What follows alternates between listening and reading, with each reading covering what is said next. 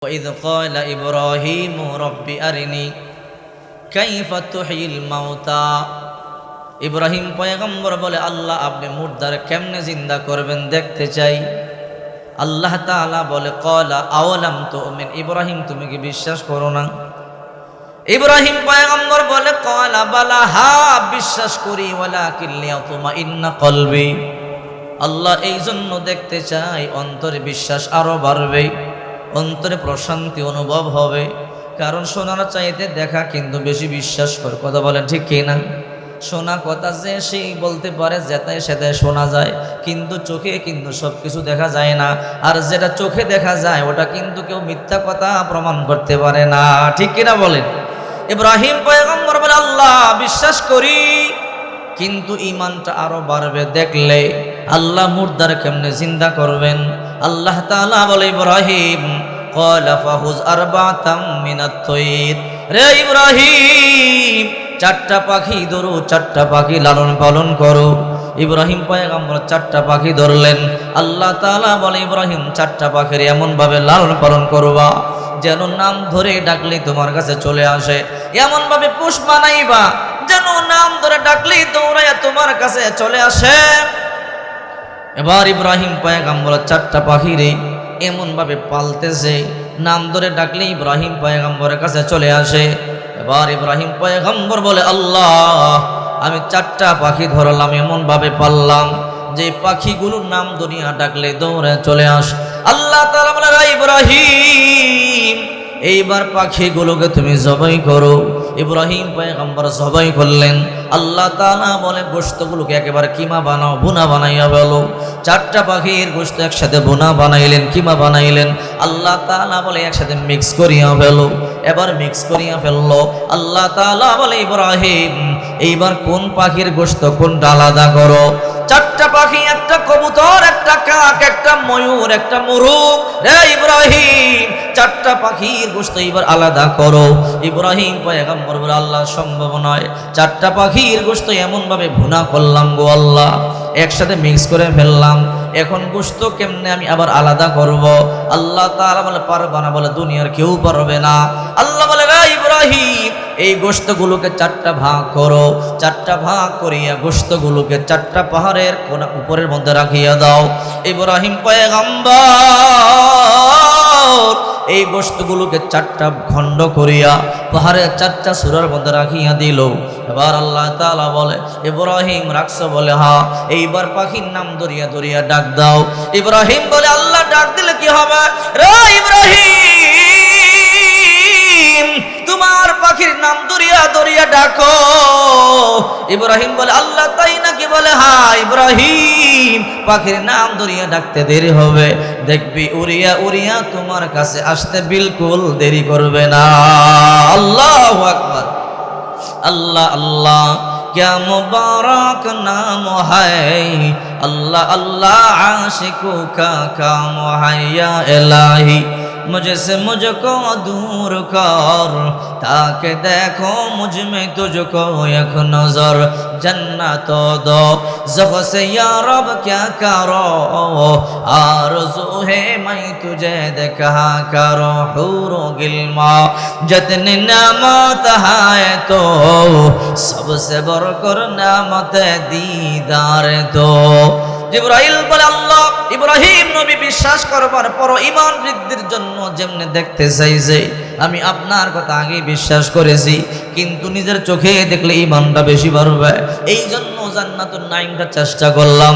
আল্লাহ দয়া করে এবার বলেন, এই ছোট জান্নাত জান্নাতুন নাঈমে আমি আমার 600 পাখা দিয়া বিরতিহীনভাবে উড়িয়া উড়িয়া কতটুকুন আসলে আমার সামনে কতটুকুন বাকি আছে।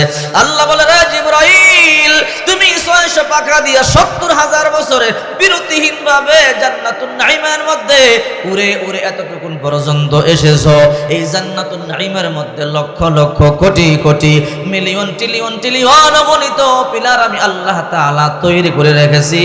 তুমি 70,000 বছরে উড়িয়া উড়িয়া মাত্র 2 নম্বর পিলারে এসেছো, সামনে সমস্ত পিলারগুলো রয়ে গেছে। আল্লাহু আকবার বলেন। ওই জিবরাইল আপনাকে সালাম দিবে, আসসালামু আলাইকুম ওয়া রাহমাতুল্লাহ। মিকাইল আপনার সালাম দিবে, আসসালামু আলাইকুম ওয়া রাহমাতুল্লাহ। এই জন্য বিশ্ব নবী মুহাম্মদুর রাসূলুল্লাহ সাল্লাল্লাহু আলাইহি ওয়াসাল্লাম বলেন, মান সাল্লামা 40 রাজুলান ফি জামাতিন ফুরাদা লাইলা ওয়া নাহারা মা তাযালিকা লিয়াউম দাখালাল জান্নাহ। যে ব্যক্তি দৈনিক 40 জন মানুষকে সালাম দিবে, ওই ব্যক্তি মরতে দেরি হবে, আল্লাহ তাআলা জান্নাতের মধ্যে প্রবেশ করাইতে দেরি করবে না। সুবহানাল্লাহ বলেন। এই জন্য দৈনিক 40 জন মানুষকে সালাম দিতে পারবেন না? কষ্ট হবে নি? দোকানের সামনে গেলেন, দেখলেন এখানে 5 জন দাঁড়িয়ে আছে, আসসালামু আলাইকুম ওয়া রাহমাতুল্লাহ। যদি 40 থেকে 5 জন চলে যায়, কয়জন বাকি থাকে? 35 জন। এরকম গুনে গুনে একজন মানুষ চেষ্টা করলে পারবে কি পারবে না বলেন? এই আমলটা করা যাবে তো ইনশাআল্লাহ? আল্লাহ আমাদের তৌফিক দাও, সকলে বলে আমিন। প্রিয় উপস্থিতি, কোরআনুল কারীম থেকে একটি আয়াতের অংশ আমি আপনাদের সামনে পাঠ করেছি। রাসূলুল্লাহ সাল্লাল্লাহু আলাইহি সাল্লামের অসংখ্য হাদিস, ওই হাদিস শরীফ থেকে একটি হাদিস আমি আপনাদের সামনে পাঠ করেছি। আল্লাহ পাক চাহেতু এর অনুকূলে অতি সংক্ষিপ্ত আলোচনা করব, যদি আল্লাহ তৌফিক দেয়। আপনারা বসতে রাজি আছেন তো? আল্লাহ তাআলা বলেন, হে ঈমানদারেরা, তোমরা দুনিয়াতে যদি তওবার মতো তওবা করো, যত গুনাহ করো আমি আল্লাহ মাফ করিয়ে দিব। আমাদের নবীজির গুনাহ ছিল? আমাদের নবীর একটা গুনাহও ছিল না জিন্দেগিতে। আল্লাহ তাআলা সূরাতুল ফাতহ 26 নম্বর পারার 10 নম্বর পৃষ্ঠার মধ্যে বলেন, লিয়াগফির লাকাল্লাহু মা তাকাদ্দামা মিন যামবি। নবীর আপনার আগেও গুনাহ নেই, পরেও গুনাহ নেই। অথচ যে নবীর আগেও গুনাহ নেই, পরেও গুনাহ নেই, বেগুনাহ মাসুম, ওই নবী দৈনিক 70 থেকে 100 বার তওবা করতেন। আল্লাহ আপনি আমারে মাফ করিয়া দেন। আর আমরা ঘন্টায় ঘন্টায়, মিনিটে মিনিটে, সেকেন্ডে সেকেন্ডে গুনাহ করি, তার উপরে তওবা করি না। মৃত্যুর কথা একদম ভুলে গেছি, কথা বলেন ঠিক কি না? অথচ রাসূলুল্লাহর সাহাবীরা, হযরতে আবু বকর রাদিয়াল্লাহু তাআলা আনহু, বকরির বাচ্চা দেখলে পায়ে ধরে বলতো, তোর কপাল ভালো, তারা জব করে খেয়ে ফেলবে, জান্নাত জাহান্নাম নাই, কাঠগড়া নাই, আল্লাহর দরবারে দাঁড়াতে হবে না, আমি আবু বকর ধরা পড়ে গেলে উপায় নেই। অথচ এই দুনিয়ার মধ্যে নবীদের পরে সবচেয়ে দামের মধ্যে 1 নম্বর হযরত আবু বকর, কথা বলেন ঠিক কি? 2 নম্বর হযরতে ওমর। গাছ দেখলে বলতো, ঘাস দেখলে বলতো, তোদের কপাল ভালো, বকরি বেড়া খেয়ে ফেলবে, তোদের বিচার নাই, কিন্তু আমি ওমর ধরা পড়ে গেলে আমার উপায় নেই। শুধু তারা নয়, আমাদের রসুল পর্যন্ত দৈনিক 100 বার এরকম তওবা করেছে, কান্না করেছে। একদিন আল্লাহর হাবিব হাঁটতেছেন, চলতে চলতে মরুভূমি দিয়ে সাহাবীদের কিনে চলতেছে। রাসূলুল্লাহর ইস্তিনজার প্রয়োজন হলো, রাসূল ইস্তিনজা সারলেন, ইস্তিনজা সেরে আল্লাহর হাবিব সাথে সাথে মাটি দিয়ে তায়াম্মুম করে নিছে। সুবহানাল্লাহ। তো সাহাবায়ে কেরাম বলেন, নবীজি আপনি নিজেও তো জানেন একটু সামনে গেলেই পানি পাওয়া যাবে, ওখানে গিয়ে ওযুটা করতেন। রসুল বলে, সাহাবীরা আমি যে 1 কিলোমিটার দূরে পানি পাবো ওটা আমিও জানি, কিন্তু আমি ওই জায়গা পর্যন্ত পৌঁছতে পারবো, এই গ্যারান্টি কি তোমরা দিতে পারবা? বলো, মৃত্যুর গ্যারান্টি আছে? ডান দিকে সালাম ফিরাইছেন, বাম দিকে সালাম ফিরাইতে পারবেন কি না, ওই গ্যারান্টি কেউ দিতে পারবেন? আহারে, এই জন্য বিশ্ব নবী মুহাম্মদুর রাসূলুল্লাহ সাল্লাল্লাহু আলাইহি ওয়াসাল্লাম বলেন, আল কাইয়িসু মান দানা নাফসাহু ওয়া আমিলা লিমা বাদাল মাউত। আমার উম্মতের মধ্যে সবচেয়ে চালাক আর বুদ্ধিমান হলো সে, যে দুনিয়া নয় বরং পরকাল নিয়ে চিন্তা করে। ঘর ইমারত রাবরি বরাসমা আকে বজিরে জমি গর দিন হা গর সরসদম শৌকত সুরদ বুয়াদ জাহে চো বাহারা মে দরগুরদ বুয়াদ। বিল্ডিং বানাইতে বানাইতে যদি আসমান পর্যন্ত বানান, শেষ পর্যন্ত কিন্তু আপনি 3.5 হাত মাটির নিচেই যাবেন। 1 তলা বিল্ডিং কিন্তু আপনার কবরে দিবে না, একটা গাড়ি একটা বাড়ি আপনার আমার কবরে দিবে না। বিঘার বিঘা সম্পদ সন্তানদের জন্য তৈরি করে গেলেন, আপনি যখন মরে যাবেন 1 বিঘা সম্পদ আপনার কবরে দিবে না। কথা বলেন ঠিক কি না?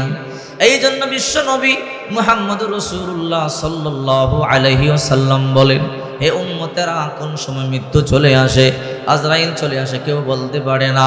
ইযা জাআ আজালুহুম ফালা ইস্তাখিরুনা সাআতাও ওয়ালা ইস্তাকদিমুন।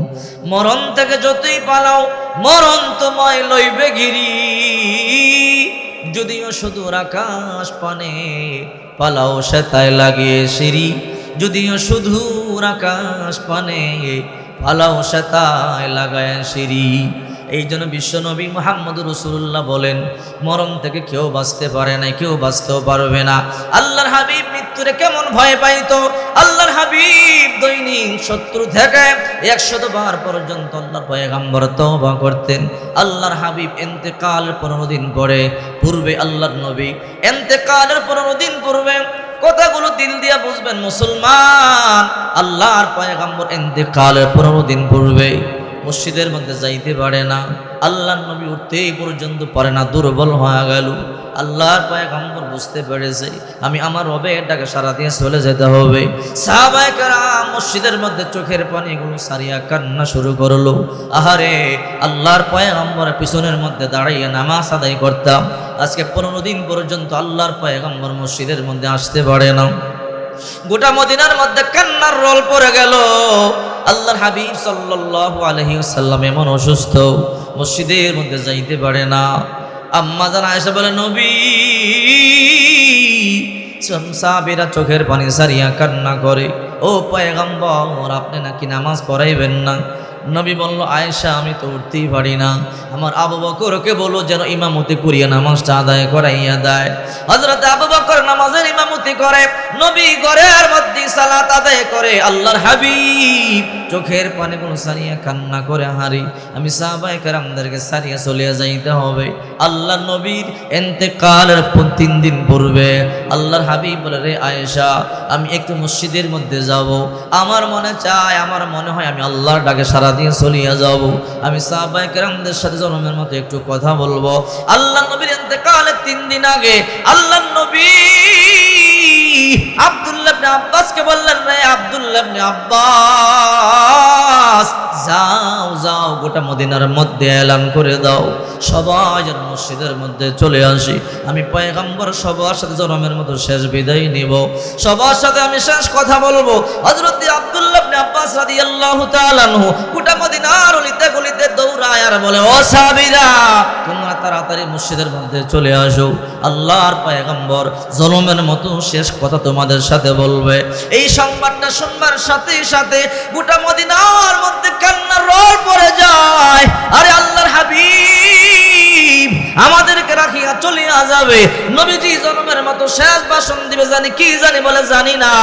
সমস্ত সাহাবীরা সব কাজ কাম ফালাইয়া দৌড়াইয়া সব সাহাবীরা মসজিদের মধ্যে চলে এসেছে। সাহাবায়ে কেরাম চোখের পানিগুলো সারিয়া কান্না শুরু করে দিল। আল্লাহর নবী একা একা চলতে পারে না, পয়গম্বর হযরতে আলী রাদিয়াল্লাহু তাআলা আনহু, আব্দুল্লাহ ইবনে আব্বাস রাদিয়াল্লাহু তাআলা আনহু দুইজন সাহাবীর কাঁধের মধ্যে বর করিয়া পয়গম্বর মসজিদের মধ্যে আস্তে আস্তে আল্লাহর পয়গম্বর মসজিদের মধ্যে ঢুকে গেল।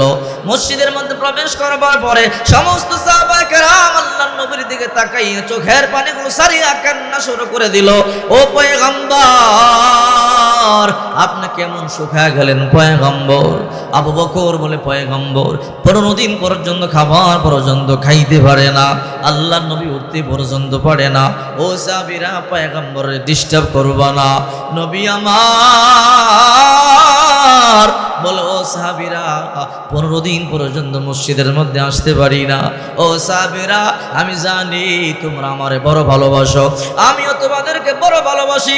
রে সাহাবীরা আমি যেমন তোমাদেরকে ভালোবাসি তোমরাও তো আমারে তেমনটি ভালোবাসো, আমি তোমাদেরকে ভালোবাসি বলেই আল্লাহ তাআলা জান্নাত থেকে আমার জন্য খাদ্য পাঠাইবার কথা বলেছে। পয়গম্বর আমি আল্লাহ আপনার জন্য জান্নাত থেকে খাবার পাঠাইতে যাই।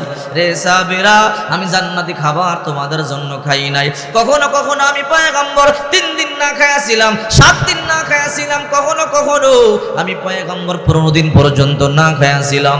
আল্লাহ তাআলা বলে, জিবরাইল যা যা আমার বন্ধুরে গিয়া বল, আমার বন্ধু চাইলে আমার বন্ধুর জন্য জান্নাত থেকে খাবার পাঠাবো।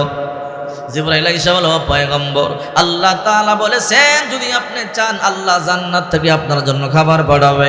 আল্লাহর হাবিব বলে, আল্লাহ যদি আমার জন্য জান্নাত থেকে খাবার পাঠান, আমার সাহাবায়ে কেরামদের জন্য কি জান্নাত থেকে খাবার পাঠাইবেন?